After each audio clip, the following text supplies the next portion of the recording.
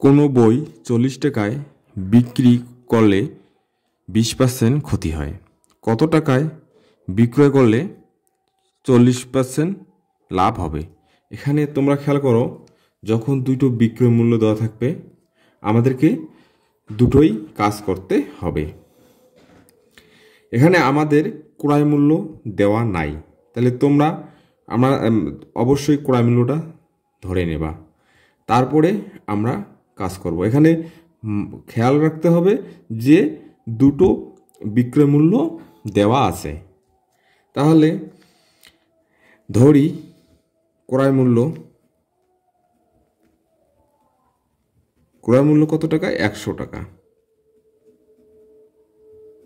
ঠিক আছে, এখন খেয়াল করো যে ক্রয় মূল্য কিন্তু 100 টাকা। এই 100 টাকারে 20% ক্ষতি হয়। তাহলে প্রথম বিক্রয়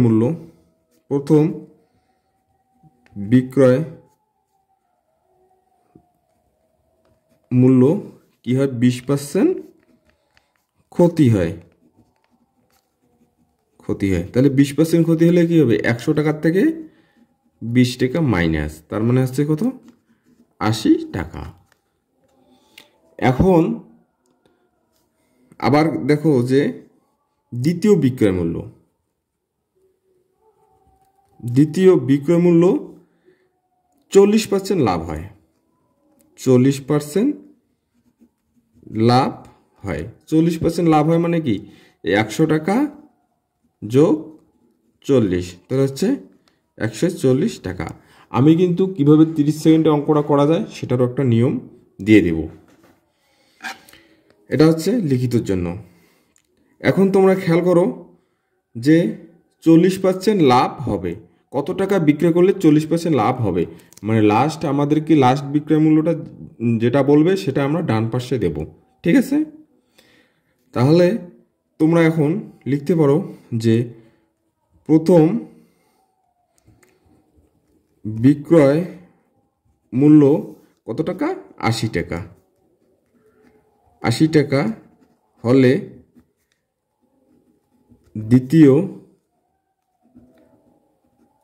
বিক্রয় মূল্য 140 টাকা।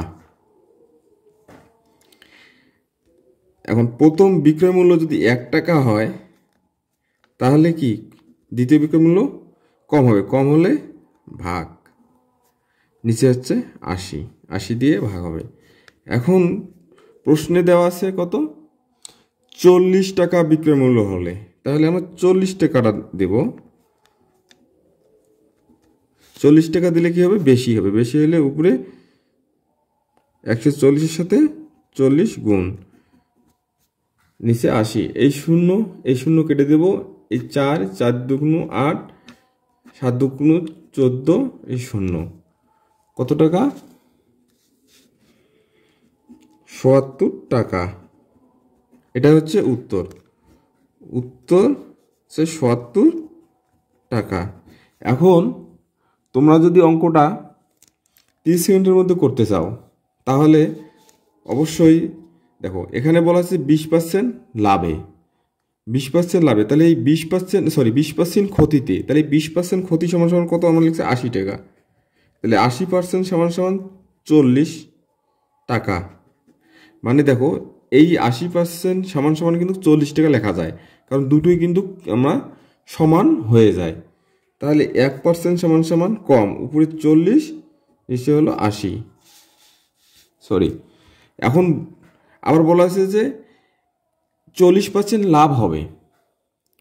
40% লাভ হবে মানে কি? 140 হলে বেশি হবে। বেশি হলে উপরে 40 গুণন 140, নিচে 80। এখন কাটাকাটি ক্যালকুলেশন করলে হবে 70 টাকা। আমার মনে হয়